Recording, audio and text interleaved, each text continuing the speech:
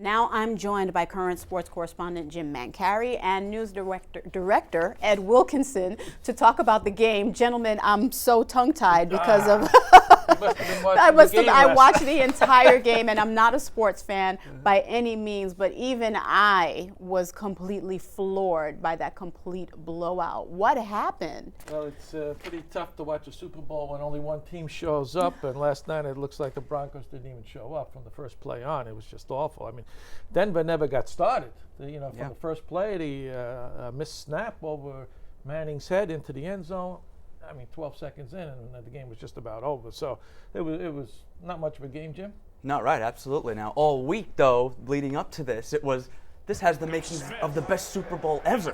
Okay, the Broncos coming in hot, Seahawks super hot, the top-rated defense against the top offense.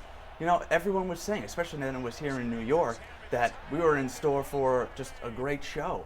And, like you said, Ed, the only show was the Seahawks just running away with the game. And, yeah, it wasn't even fun, really, to watch. As a former sports writer myself, I like to think I know a little bit about football.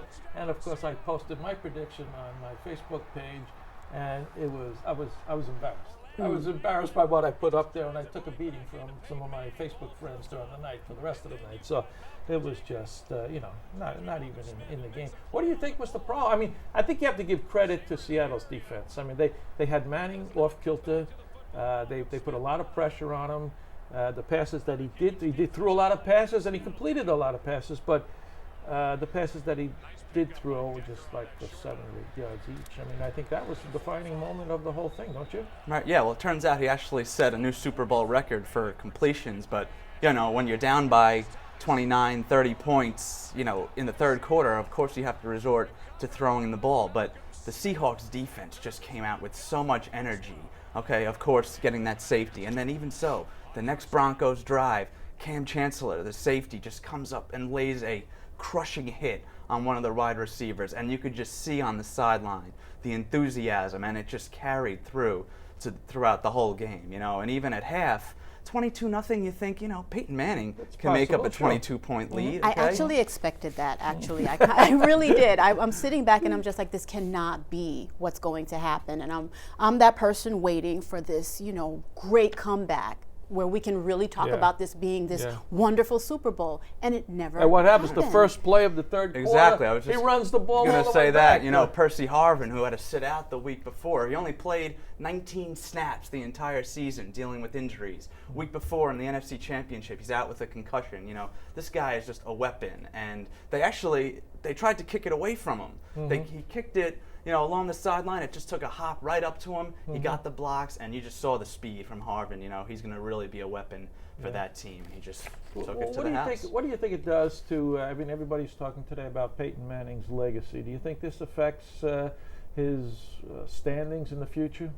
Personally, I say no, because just to get there, he's won a Super Bowl now, he's lost 2, but just to get there, you think of what this guy went through not too long ago with the neck surgeries, okay, a whole new team. He's the only quarterback to take 2 different teams, 2 different franchises now to a Super Bowl.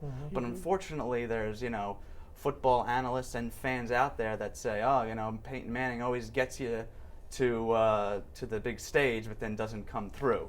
But look, we've seen this guy, just take the ball and march down the field on so many occasions. And I'm a Peyton Manning believer. Going in, I said, you can't bet against Peyton Manning. He's just going to go down the field at will. It didn't happen, but you got to credit the defense. That line, they came in, they had him off balance. They didn't let him throw the good passes that he normally throws.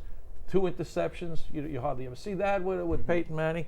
And that was it. That's all she wrote. So it was pretty tough to even pick an MVP, I thought, because overall it was just a complete washout of the whole game. Closing remarks from you, Jim? Just your final thoughts? Well, just, I got to definitely give a hat tip to Russell Wilson, the quarterback. The first thing he said in the media session on the field after they won, he thanked God, and that really, like the Kearns has been profiling this whole time. That guy, he's really got a good career ahead of him. He's not making the money right now, which allows the Seahawks to then, they could even get better, which is a scary thought, you know.